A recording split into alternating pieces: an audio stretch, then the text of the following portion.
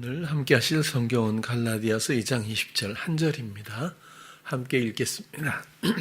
시작. 내가 그리스도와 함께 십자가에 못 박혔나니 그런즉 이제는 내가 산 것이 아니요 오직 내 안에 그리스도께서 사신 것이라. 이제 내가 육체 가운데 사는 것은 나를 사랑하사 나를 위하여 자기 몸을 버리신 하나님의 아들을 믿는 믿음 안에서 사는 것이라. 아멘. 오늘도 우리가 너무 많이 또 익숙하게 다뤄왔던 한 구절입니다. 오늘 이 구절을 선택한 이유는 복음 안에서 우리가 예수를 믿고 예수님을 사랑하고 그리고 이전의 생명이 아닌 그리스도의 생명을 정말 내가 누리는 전환이 온전히 이루어졌는지, 이런 것들이 너무 중요한 그런 문제들인데, 어찌 보면 교회 안에서도 그렇고 우리들의 삶에서도 시험이 너무 만연해서 선명하지 못한 이런 전환을 이루지 않고 그냥 끌려가듯 꿈꾸듯 이렇게 명백하지 않은 태도나 전환 없이 신앙생활을 하게 될 때가 있어서 높아심에 기도하고 또 한 번 더 다루려고 그렇게 선택을 했습니다. 그래서 제목도 내가 사는 것이 아니요 이렇게 한번 정해보았는데요.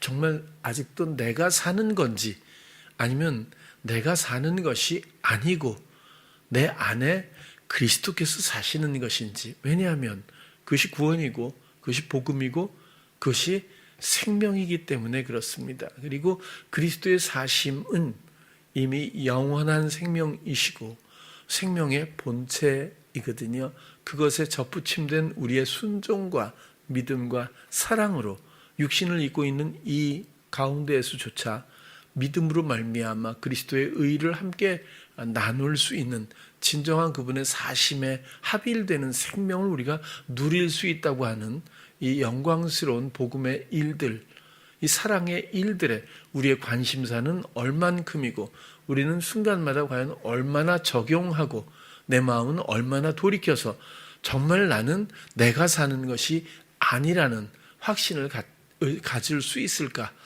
이런 것을 우리가 한번 나누어 봤으면 해서 오늘 말씀을 드립니다. 내가 그리스도와 함께 십자가에 못 박혔나니, 사실은 너무 우리 교회에서 이게 여겨주는 이런 좀 뭐라고 할까요? 그런 풍토라고 할까요? 흐름들이 있어요. 그래서 여러분들은 그리스도와 함께 십자가에 못 박히셨습니다. 이러면 아멘하고 정말 그런 줄로 다들 여기는 것 같아요. 그러면 다 해결된 거니까 그 다음에 서로 따질 일도 없잖아요. 그런데 그래서 과연 된 걸까요? 여기 우리도 이게 팻말 하나씩 갖고 O하고 뒤에 X 해가지고 그러면 O 안 그러면 X 이렇게 해서 한번 들어보라고 하고 싶어요. 정말. 왜냐하면 너무 실질적인 문제들이니까. 그리고 그 다음 문제가 있어요. 정말 당신은 그리스도와 함께 십자가에 뭐 박혔습니까? 라고 묻는다면 O, X 한번 들어야 되겠죠. 그런데 더 중요한 부분이 그 다음인데, 그리스도와 함께 내가 십자가에 못 박힌다는 그 내용은 도대체 무엇일까? 그런 거죠. 그런 것들에 대해서는 또 구체적으로 설명을 잘 해주는 경우가 드물었던 것 같아요. 그건 별로 설명하지 않고 그냥 교회 나오는 걸로 은연중에 성도가 되었으니까 세례교인이니까 또 생활 중에 예수를 믿는다고 생각하고 있기 때문에 이렇게 해서 예수님의 십자가에 뭔가 연합된 듯한 그런 개념을 갖는 건가? 이런 생각도 하게 되거든요. 자, 그러면 십자가에 내가 그리스도와 함께 십자가에 못 박혔다는 뜻이 무엇일까? 이 십자가라고 하는 건 스타로우라고 하는 단어인데요. 스타우로 이 단어는 자기 부인이라는 뜻이래요. 자기 부인. 그리고 자기 욕심을 소멸하다. 이런 거예요. 그러니까 나의 십자가는 뭐죠? 그리스도께서는 정말 십자가를 지셨어요. 나 때문에. 그래서 직접적인 처형과 형벌과 저주와 죽임은 그리스도가 당하시죠. 하나님이 몸을 입고 그걸 다 감당해 주셨어요.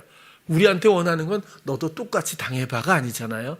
우리한테 원하시는 그 십자가의 의미는 뭘까요? 자기 욕심을 소멸시키는 겁니다. 내가 살던 삶을 이제 부정하는 거거든요. 부인하는 거거든요. 이것이 나의 십자가입니다. 옛날에는 교회에서 아내분들, 아주머니, 그러니까 분들은 교회 열심히 다니고 여자분들, 남자들은 대부분 술 먹고 도박하거나 옛날에 그랬어요. 그런 분들이 많고 이렇게 교회 가면 막 핍박하고 머리 막 자르고 막 이렇게 때리고 이런 사람도 있었고 그런 사람들이 옛날엔 많이 있었어요. 교회 가는 거 이거 아주 굉장히 싫어하고 남편들이 그런 때가 있었거든요. 그리고 뭐 심한 사람은 목사랑 뭐 붙어먹냐 이렇게 목사한테 반했냐 뭐 이런 식으로까지 막 관계를 의심하면서 추궁하는 사람 뭐 우리 그 윤한기 목사님 같은 분이죠. 그래가지고 예수 안 믿을 때 그 옛날에 온누리교회 담임이 하영조 목사님이신가요?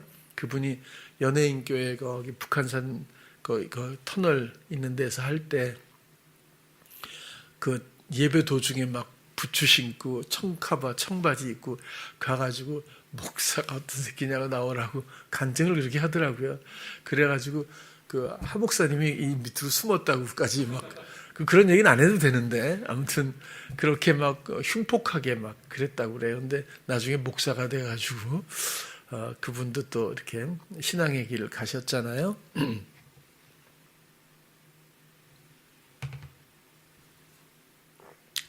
옛날에는 그래서 십자가 그러면 남편이라고 그랬대요. 남편이 나의 십자가다. 그러니까 고통, 고난의 상징 같은 거겠죠. 그러니까 이렇게 조금만 이렇게 사단이 개념을 왜곡시켜 놔도 얼마나 열심히 또, 그죠? 또 자기 십자가를 지고 그래도 순교하는 마음으로 핍박을 받아도 교회 나오는 이걸 또 믿음으로 생각하게 되고 이런 오해가 참 많았던 것 같아요. 근데 이게 잘못된 게 아니라 하나님은 그 마음을 보시잖아요. 그리고 핍박했던 남편이 있다고 하더라도 나중에 목사를 만드시잖아요. 그죠? 그러니까 이게 잘못됐다고 잘못된 것이 다가 아니고 잘한다고 또 잘하는 것도 아니고 그런 것 같아요. 뭐 이해가 되실지 모르겠지만 어쨌거나 그래서 십자가라는 의미를 우리가 바르게 이해할 필요가 있다는 말씀을 드리고 싶은 거예요. 나의 십자가는 무엇인가? 그죠? 그건 자기 부인, 자기 욕심을 소멸하다. 조금 더 설명한다면 내가 살아왔던 모든 삶의 원리들을 내가 그만 끝을 내야 합니다. 그게 나의 죽음이니까요. 그리고 함께 십자가에 못 박혔다 이렇게 되잖아요.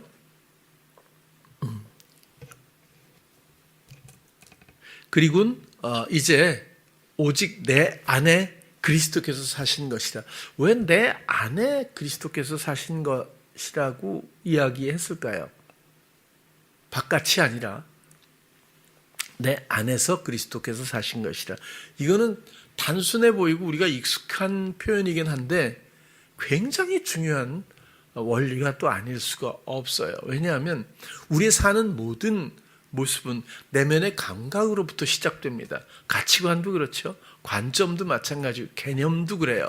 모든 것들이 어떤 생각을 통해서 그 생각을 어떻게 표현하고 하는 이 정도 차이는 있겠지만 그 사람이 생각하고 말하고 행하는 모든 시도하는 것으로 그 사람의 인생과 인격 성향들이 그대로 정리가 되지 않습니까? 그런데 이제는 우리 안에서 모든 감각의 주인이 내가 아니라는 거, 내가 주장자가 아니라는 거죠.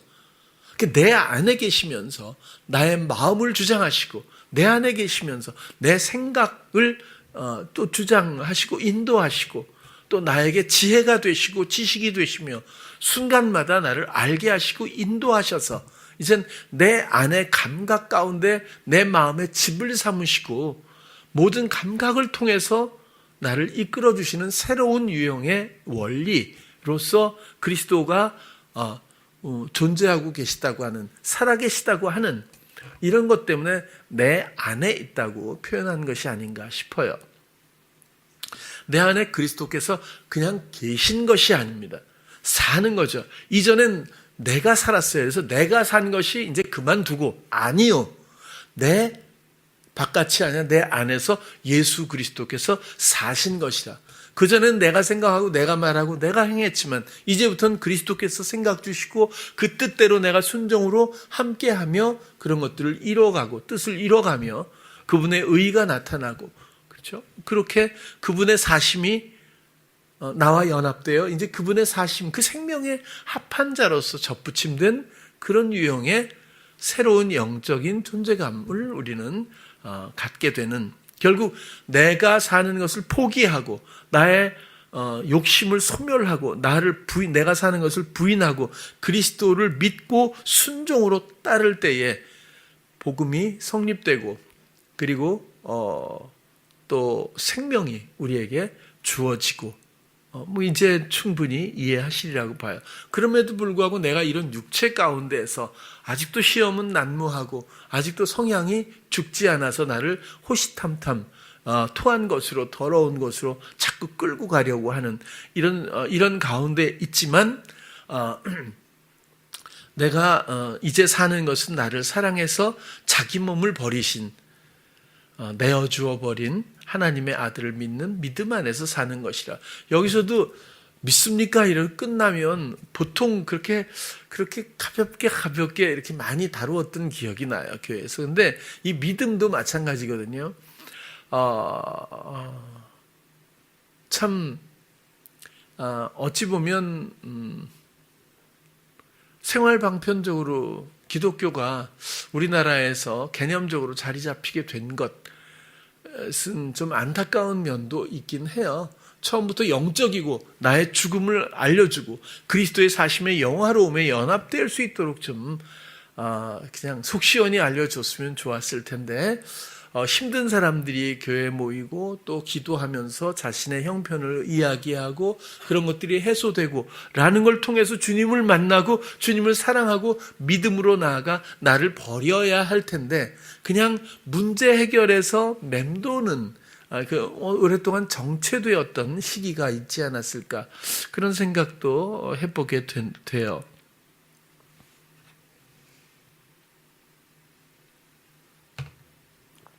그런데 이 믿음이라고 하는 것은 전혀 상황하고 상관이 없습니다. 근데 우리는 여전히 상황에서 어려우면 잘 될 줄로 믿는 거고 해결될 줄로 믿어요. 여러분, 몸에 느닷없이 어떤 나이를 먹다 보면, 대부분 청년들이라 실감이 안 나겠지만 먹다 보면 느닷없이 무슨 질병 같은 것이 발견이 되곤 해요.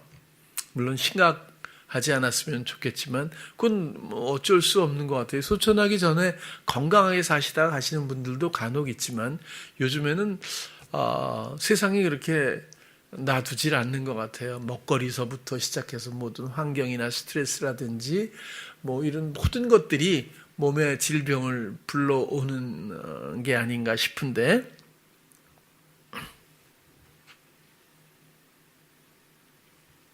우리가 예를 들어서 어떤 질병에 노출됐다고 생각해 보자고요. 어떤 생각이 먼저 들겠어요? 그렇죠?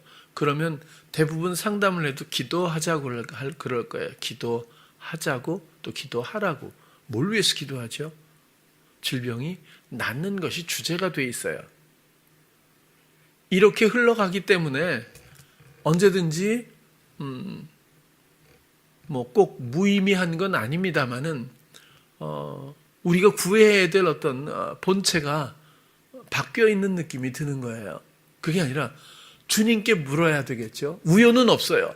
세상에 우연이 어디 있겠어요. 머리카락도 셋이는, 참새 한 마리도 그런 아시잖아요. 우연은 없어요. 그러면 허용하신 그분의 뜻을 구해야 하는 게 맞죠. 그리고는 온 마음을 드리고 당신이 원하는 대로 되기를 원합니다. 그런 것들이 사랑 안에 믿음이거든요. 산을 옮길 만한 믿음이 있어도 사랑이 없으면 나는 아무것도 아니라는 거예요. 나뿐만이 아니라 나와 그리스도의 사이는 아무것도 아닐 수 있어요. 무엇이든지 사랑이 근거 되어야 하거든요. 사랑하는 사람은 내가 스스로가 주인 될 수가 없잖아요. 그리고 살아계신 하나님입니다. 하나님께서 이렇게 허용하신 뜻이 뭐죠? 물으면 많은 이유들이 쏟아져 알게 될 거예요. 그리고 얼마나 나의 연약함을 아셔서 다양하게 지켜주시기 위한 허용하심의 복합적인 지혜가 얼마나 놀라운지, 그리고 우리는 거기서 그 길을 발견하고 순종으로 그 길 위에 서서 또 그 다음 순간 또 인도하심을 받아가며 결국 주의 뜻을 이루어가는 그 길 위에서 이탈하지 않게 되는 건지. 그런데 우리가 주제를 바꾸면 이 병이 낫도록 도와달라고 하고 낫기를 원합니다. 믿습니다. 이렇게 주제를 바꾸면 제가 볼 때는 하나의 그냥 작은 에피소드로 끝날 수밖에 없게 되고, 또 이어지는 연관성도 확장성도 영적인 이해도 모든 것들이 상실될 때가 있는 것 같다는 생각을 하게 되는 거죠. 믿음은 상황이 아니라 예수 그리스도를 믿는 겁니다. 그분의 뜻을 믿는 거죠. 그분의 사랑을 믿어요. 우연이 없거든요. 그분의 사랑에 나를 향한 다스림을 믿는 거예요. 그걸 몰라요. 내일 조금 있다가 뭐가 어떻게 될지 내가 어떻게 알겠어요. 짐작하지 못하는 일이 훨씬 많아요. 잘 모르거든요, 우리는. 그렇죠? 어떻게 될지 정말 몰라요. 근데 바라는 바는 있기 때문에 계속 고민도 하고 걱정도 하고 그러는 거죠. 우리가 걱정한다고 키를 50cm, 성경에는 한자가 아니라 50cm로 나와 있더라고요. 근데 크게 하겠느냐? 우리가 염려함으로 할 수 있는 일이 뭐가 있겠느냐 이렇게 얘기하잖아요. 믿음은 어떤 상황의 호전, 개선 이런 게 아니고 오직 내 안에 살아계신 하나님의 아들 예수 그리스도, 그분의 사랑과 그 신실함, 그분의 그 나를 향한 다스림을 믿는 겁니다. 나쁘게 보여도 조금만 뒤로 물러가 보면 이게 시간이 좀 더 보고 흘러서 나중에 보면 결코 나쁜 것이 아니었어요. 이것 때문에 이렇게 유익할 수 있고, 이렇기 때문에 내가 이렇게 성숙할 수 있고, 이런 과거의 어리석음 또 혹은 과거의 이런 상실 때문에 내가 이만큼 성숙할 수 있고 하는 사랑의 놀라운 지혜가 어떤 사건에도 어떤 상황에도 담겨 있다는 것은 살아보면 알지 않습니까? 그런데 우리는 어떤 상황을 맞이할 때 내가 주인 되다 보니까 덜커덕 염려부터, 그 다 시험이죠. 두려움으로 또 안 될 것 같은 부정적인 마음에 금방 빼앗겨서 스스로 몰락하고 또 종노릇하게 되는 경우가 너무너무 많았던 것 같아요. 이제는 나를 위해서 자기 몸을 버리신 살아계신 하나님의 아들을 사랑으로 믿고, 그렇죠? 그분의 모든 다스림을 믿고 신실함을 믿고 그분이 하실 일을 믿으며, 나는 몰라요, 믿고 맡기고 의뢰하고 순종하는 것으로서 우리 자리를 견고히 지켜야 한다. 그런 뜻의 권면이라고 보여집니다. 복음은 구원의 소식이고 그 내용은 삶의 전환에 관한 것입니다. 구원은 교회 나와서 구원받는 게 아니라 삶의 전환, 다시 말해서 삶의 주인의 완벽한 교체가 구원의 소식이라고도 말할 수 있겠지요. 내 생각과 마음과 말과 행실의 주인이 바뀌었는가 점검해 볼 필요가 있어요. 그것이야말로 내가 사는 것이 아닌가라는 다른 말의 어떤 확인일 수도 있거든요. 우리는 아직도 순간마다 새치기 하듯 드는 내 성향적 생각대로 말하고 또 추구하면서 예수 믿는다고 그렇게 여기고 있을지도 모르겠어요. 내 생각이 아직 살아있다면 그건 예수 믿는 게 아닙니다. 아직도 내가 경영하는 이런 모습들을 자기 부인이 없으면 그리스도와 함께 십자가에 못 박힌 사람이 아닙니다. 자기 마음에 원함이 남아있어서 시도하고 있다면 이 사람은 아직 내가 산 것이 아니요라는 죽음을 경험하지 않은 사람이라고까지 말할 수 있을 거예요. 특별히 우리 자녀에 대한 문제가 우리 교회에서는 굉장히 항상 관심사예요. 저는 걱정은 하지 않습니다. 그렇지만 우리 엄마들 특히 굉장히 중요한데 우리가 청년 때부터 어려서부터 계속 동일하게 나눔도 해오고 또 같은 내용의 설교도 많이 하고 또 대화를 나눠왔기 때문에 무엇이 복음이고 또 아이를 어떻게 키워야 하는지에 대해서 모르는 바는 아니리라고 봐요. 그럼에도 불구하고 그 마음에 엄마가 자녀를 향해서 아직도 뭔가 원함이 이렇게 키우고 싶고 이렇게 해야 될 것 같고 이렇게 성장해야 맞는 것 같고 또 본인의 상실감을 이렇게 채우고 싶기도 하고 하는 이런 본능적인 성향적인 이런 개념 가운데서 아이를 양육하고 있다면 여기서 생명을 기대하기는 어렵습니다. 물론 돌들을 들어서도 그죠? 그럴 정도의 하나님의 능력 앞에서 안 될 것은 없죠. 그러나 우리의 본분에서 말씀을 다시 드리면 엄마가 먼저 내가 사는 것이 아니요로부터 해결되어야 합니다.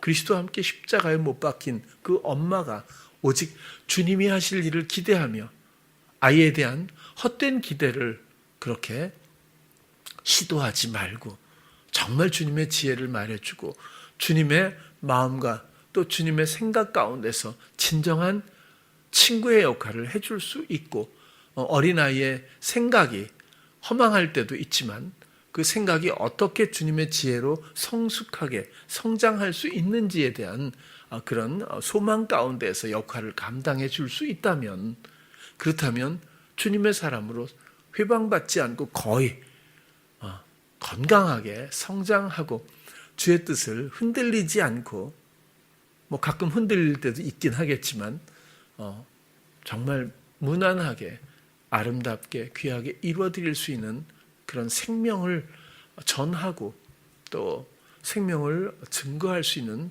그런 사람으로 그렇게 성장하지 않을까라는 기대가 있는 거거든요. 엄마들이 잘못했다는 뜻이 결코 아닙니다. 이 본능은 가장 무서운 본능 중에 하나거든요.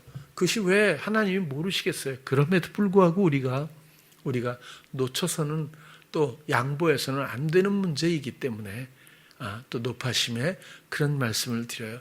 사람이 뭘 할 수 있다고 생각하나요?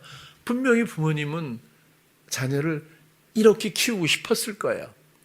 근데 그렇게 크던가요? 이건 정말 이건 거의 성공 확률이 없었던 것 같아요. 그래서라도 미안해요. 내가 뭐라고 하는 건 아닌데 화난 거 아니거든요. 그래서 정말 진지하게 본인부터 나는 기쁘게 그리스도와 함께 나의 모든 욕심을 소멸하고 나를 부인하며 그리스도의 사랑 안에서 당신이 맡겨주신 생명들을 양육하길 원해요 라는 마음을 제발 한순간도 잃지 않고 우리가 모두 동일한 마음으로 이 아이들을 대하고 그리고 함께 했으면 하는 그런 생각을 늘 말씀드려요. 아직도 우리가 무엇을 할 수 있다고 생각한다면 믿음이 없는 겁니다. 자기 부인도 아직 시작을 못한 거잖아요. 이루지 못한 거죠. 성경에 보면 마태복음에도 나오고 누가복음에도 나와요. 우리가 다뤄본 적도 있지만 백합화에 대해서 그렇죠? 얘기 나오잖아요. 솔로몬의 영광으로도 입은 것이 이 꽃만도 못하다, 이렇게 얘기를 해요. 솔로몬이 사람 중에서는 가장 큰 영광, 영화로움을 입었던 사람이죠. 그런데 백합화만도 못하다, 단순 비교를 지금 말하고 있는 게 아니라, 그런데 보라는 거예요. 백합화는 이렇게 솔로몬과 비교도 할 수 없을 정도의 아름다운 꽃이고, 그렇죠?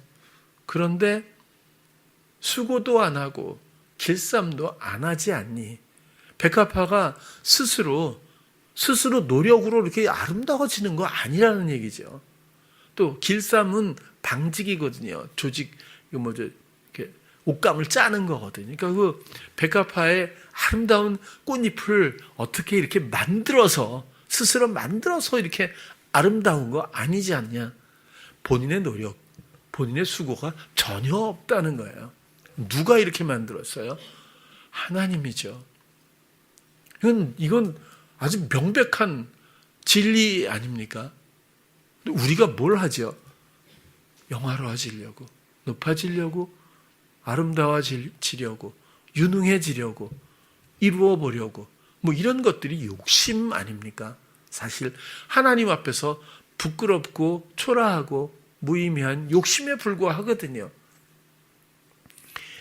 하나님이 하시겠다고 하는 모든 축복을 우리가 빼앗는 결과이기도 한 거죠.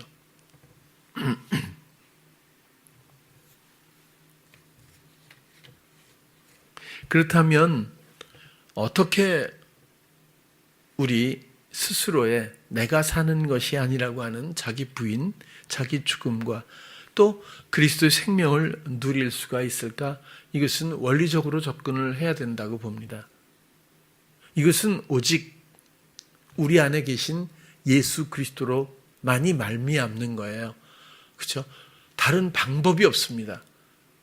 그리고 그분은 말씀으로 세상을 지으신 그분이 우리 안에서 반드시 말씀하셔요. 그런데 여기서도 곁들여 오는 시험이 있거든요. 그렇다면 반드시 들어야 되겠군, 이렇게 되는 거예요. 아니요.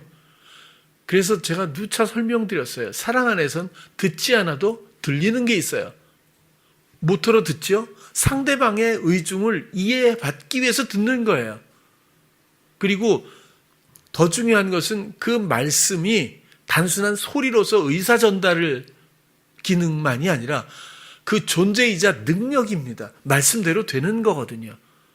그래서 우리가 순종하는 것도 듣고 그 다음 내 노력으로 뭘 하는 게 아니라 그 말씀을 듣는 순간, 우리에게 알게 하시는 순간, 지혜를 만나는 순간 우리는 이미 충분히 동의하고 충분히 감동하고 그리고 충분히 믿음으로 실행할 준비가 이미 우리 안에 되어 있다는 걸 느끼게 되는 거죠. 그래서 듣고 그 다음 여기서부터는 내가 알아서 뭔가 들은 대로 실행하는 그런 유형, 흐름이 아니라는 거거든요. 그 말씀은 정말 그대로 능력이 있을 뿐이에요. 나에게 능력이 되는 거죠. 이전엔 내가 내 생각에 들려오는 소리로 살았지만 이제는 알게 하시는 그분의 모든 감각 가운데서 내가 하게 하시는 대로 하는 것 뿐이거든요. 그래서 우리가 자유한 거죠. 이제 내가 할 일이 아니기 때문에. 그래서 이런 것을 하나의 원리로 봐야 한다라고 하면서 저는 로마서 8장 1절부터 4절을 말씀드리는 거예요. 그러므로 이제 그리스도 예수 안에 있는 자에게는, 어떤 사람이 그리스도 예수 안에 있는 자입니까? 아까 우리 안에, 내 안에 그리스도께서, 이렇게 우리 안에 그리스도께서 살고 계시대요. 그러면 어떤 사람은 또 이번에 반대로 그리스도 예수 안에 있는 사람입니까? 그리스도 예수 안에 있다고 하는 것은 나는 없고 온전히 그리스도의 뜻이 그대로 나에게 투영되어 내가 순종으로 하나 될 때에 나도 그분의 가지처럼 한 몸이 되는 거예요. 그렇죠? 근데 나는 본체가 아니죠. 그렇기 때문에 우리가 그런 믿음의 순종으로, 사랑으로, 하나됨으로 그리스도 예수 안에 있다고 말할 수 있겠죠. 그런 사람들은 결코 이젠 선고, 판결, 죄를 묻는 이런 것이 없다. 이는 그리스도 예수 안에 있는 생명의 성령의 법. 이 몇 번 말씀드렸죠. 이 노모스라고요. 이 법이. 근데 규칙이 아니라 우리에게 주어지는 말씀이거든요. 그래서 그전에는 이런 법이 없었어요. 어떻게 살아라. 왜냐하면 이 법은 사실은 이 종노릇만 400년 이상 하던 애굽에서 종노릇 이스라엘 백성들을 구출해서 전혀 법이 없고 그냥 좋으면 자기가 갖고 뭐 뺏고 이렇게 화나면 때리고 이렇게 법이 없었던 이 사람들의 종노릇에 익숙해져 버린 이런 문화 그리고 정서 개념 없음 뭐 이런 무질서 이런 것에 하나님이 말씀이 그들에게 주어지고 그것이 하나의 법 규칙이 되어서 그것을 지킴으로써 하나님의 뜻대로 사는 백성을 만들려고 하셨잖아요. 그래서라도 그 법이라고 노모스라고 하는 걸 법이라고도 얘기하는데 율법이 먼저입니다. 율법이라고 하는 의미가 그리고는 원리라고 하는 뜻도 있다고 했잖아요. 결국에는 율법을 넘어서 전 원리가 더 포괄적으로 큰 틀에서 더 이해하기 좋은 뜻이다 이렇게 본 거예요. 생명의 성령의 법. 자, 이 법칙은요. 성경을 보시면 특히 레위기, 신명기도 있지만 레위기도 보면 계속 법이에요. 뭐 할 땐 이렇게 하라, 이렇게 할 땐 이렇게. 예를 들면 아이를 낳은 여자가 깨끗해지는 법. 뭐 이렇게 하고 또 설명하고 피부병에 걸린 사람을 깨끗하게 하는 법. 몸에서 흘러나오는 것에 관한 법. 모두를 태우는 어떤 제사의 법. 이렇게 생활 제사뿐만 아니라 모든 생활 가운데에서에도 하나님이 이렇게 이럴 땐 이렇게 7년이 지나면 풀어주는 법, 이렇게 법. 그게 규칙, 법이잖아요. 근데 법이 주제가 아니라 말씀이 주제라는 거예요. 주어진 말씀이거든요, 이런 것들이. 그리고 그 말씀대로 사는 원리가 하나님의 백성이자 생명을 얻는 것이다. 종노릇에서부터 자유케 되는 그런 원리를 좀 말씀드리고 싶었던 거예요. 그래서 이제는 예수 안에 있는 모든 것을 예수께 사랑으로 순종하는 이제 내가 산 것이 아니요 그리스도께서 사시는 내 안에서 그 생명의 이 모든 것들 성령의 이 원리가 죄와 사망의 원리에서 너를 해방했다, 자유케 하였다 이런 얘기잖아요. 3절을 볼게요. 율법이 이렇게 갑자기 율법이 이렇게 되잖아요. 근데 조금 아까 성령의 법, 죄와 사망의 법 동일해요. 율법으로 번역이 되어 있지만 이것도 노모스거든요. 그 원리라고 한번 보자고요. 그러면 생명의 성령의 원리가 이제는 죄와 사망, 자기 부인하지 않고 자기가 경영 주체가 되어 자기 생각대로 마음에 원하는 대로 살았던 이 죄, 그리고 하나님의 생명에서 떨어져 버린 사망에 거하던 이 원리 가운데 살았던 이런 걸 얘기를 했고, 그 다음에 이런 하나님이 주신 이런 법, 율법, 이 원리가 이렇게 살아야 해라고 말씀을 주셨음에도 불구하고 육신이 연약해서 육신으로 말미암아 연약하여 육신의 성향이 있잖아요. 중독성이 있잖아요. 관심사가 있잖아요. 원래 뿌리 내려버린 자리 잡은 욕심, 욕망, 소원, 갈망이 있잖아요. 그걸로 말미암아 연약해서 우리의 영은 너무 연약해서 할 수가 없대요. 그것을 하나님은 하신다는 건데 어떻게? 죄를 인하여 자기 아들을 죄 있는 육신의 모양으로 보내서 육신의 죄를 정했다고 하는 것도 보면 잠깐만요. 3절 정하다 이게 벌하다 저주하다 이런 거거든요. 그러니까 판단 형벌을 저주하다 육신의 정하사 그러니까 죄 있는 육신의 모양으로 보내서 그 육신을 저주하고 벌했다. 그런 거고 육신을 쫓지 않고 그 영을 쫓아 행하는 우리에게 이 법, 노모스, 이 원리의 모든 요구를 이루어지게 하려 하심이니라 이렇게 설명하는데요. 여기서 육신을 쫓지 않고 영을 쫓는다. 그래서 육신을 쫓든지 영을 쫓든지 그것은 우리의 선택이라고 말씀드렸어요. 네, 여기는 쫓는다고 되어 있지만 이제 그 다음 번역엔 따르지, 그러니까 따르지 않는 이렇게 되어 있는데 이 쫓는다라는 단어 카타거든요. 이것은 다양한 관계에서 이런 뜻이 있어요.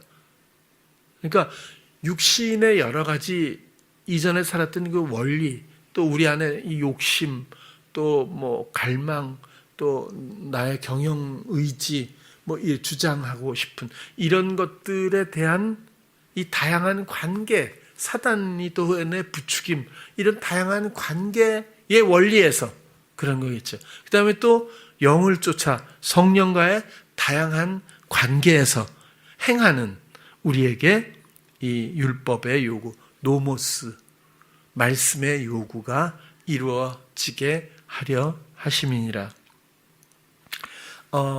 그전에도 말씀을 드렸어요.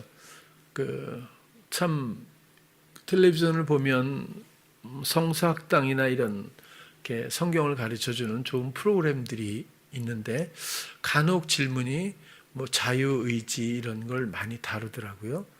그런데 어떤 분도 그런 얘기를 한번 질문을 하신 적이 있었거든요. 창세기에 보면 하나님이 동물의 이름들을 아담 보고 다 지어라 해서 굉장히 많았을 건데 힘들었겠죠.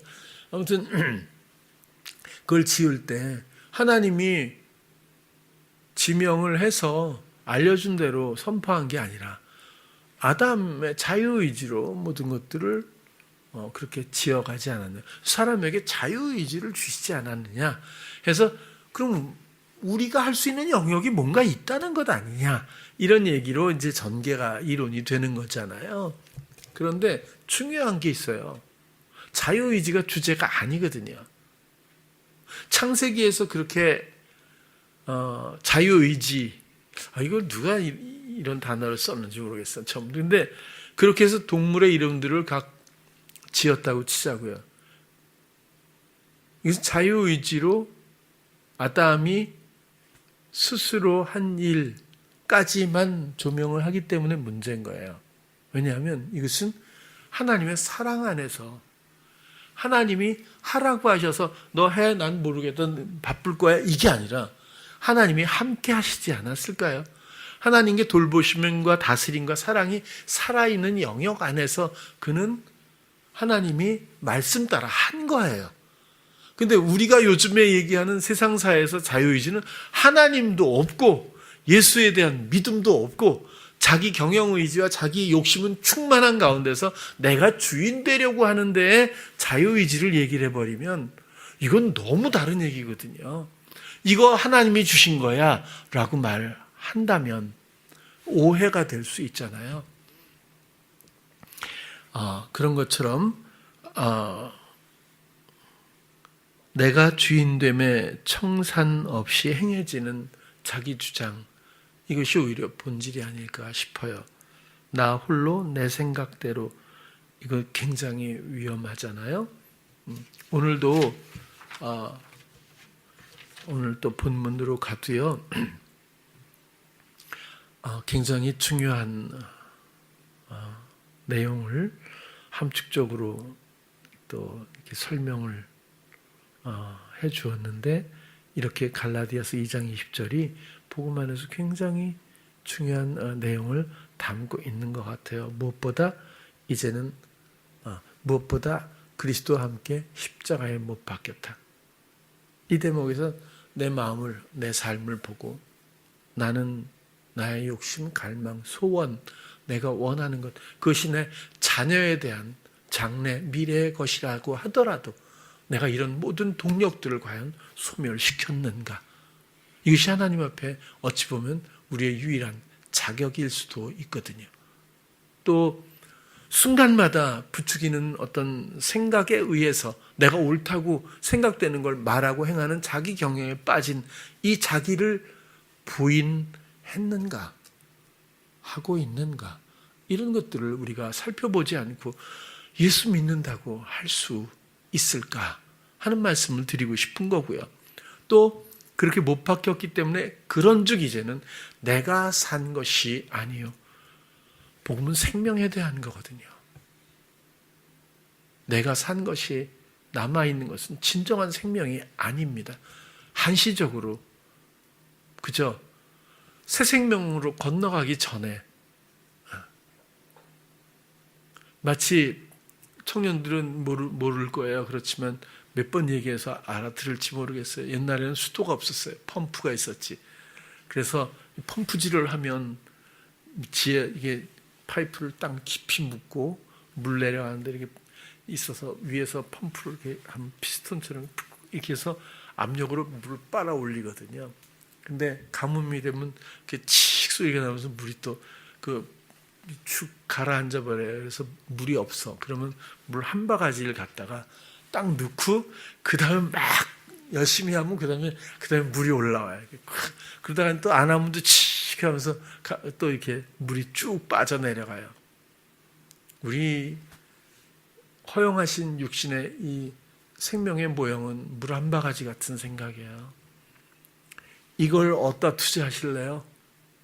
저 한 번 먹으면 끝나고, 그쵸? 그게 아니라 이 물을 여기서 놓고 우리가 이렇게 해서 물의 근원, 생수의 근원을 맛보아야 하는데, 새 생명을 누려야 하는데, 그리스도의 사심을 누려야 마땅한데, 우리는 어찌 보면 이 물 한 바가지를 먹고 낭비해버리고 그걸로 기회를 잃어버릴 수도 있다는 거거든요. 내가 산다는 건, 내가 한다는 게 얼마나 무의미하고 어리석은 건지. 그러면 나는 아무것도 하지 말란 말인가? 또 이런 이제 질문은 없겠다고 생각되지만, 여러분 그런 질문에 맴돌지 않기를 바라요. 주님이 하십니다. 백합화 스스로 수고 노력 안 해요. 스스로 꽃잎을 만들려고 해보지도 않았을 거예요. 하나님이 솔로몬의 영광, 오히려 솔로몬하고 백합화 하나를 비교하면서 월등하게 백합화를 얘기해 주잖아요. 그렇죠? 우리는 하물며 우리 일가 분야예요. 여러분, 영화롭게 여기고 사랑으로 여기고, 이 사랑 때문에 이 사랑을 이루시기 위해서, 온전케 하기 위해서 세상 만물을 지으시기 전부터 이 깊은 아름다운 소망 가운데 행하셨던 하나님의 모든 일들에 나의 무력감을 자랑으로 여기면서 모든 지혜를 주께 구하고 모든 생각을 공유하는 기쁨 가운데서 순종하는 믿음과 능력까지, 또 모든 환경들의 형통함까지, 우리는 정말 별로 하는 것 없을 만큼의 자유함 가운데서 함께 그리스도의 사심을 나의 생명으로 받아들여 기뻐할 수 있었으면, 그런 생각으로 오늘 이 구절을 함께 나누게 되었어요. 꼭 그런 찬양교회 성도님들 되시기를 축원합니다. 기도하겠습니다. 사랑의 주님, 우리가 오늘은 그리스도와 함께 십자가에 못 박힌 나의 모습들을 살펴봅니다. 정말 내가 생각하고 내가 추구하고 내가 옳아 보이고 또 선해 보이는 여러 가지, 또 혹은 나의 마음의 갈망과 소원을 아직도 부인하지 않고 있었다면, 이런 것들을 소멸시키지 못했다면 이제 미뤄두었던 나의 결단을 주 앞에 드립니다. 사랑으로 소멸시켜 주시고 사랑으로 주님만을 의뢰하는 우리 모두 믿음의 성도들 되게 하여 주시옵소서. 예수님 이름으로 기도드렸습니다. 아멘.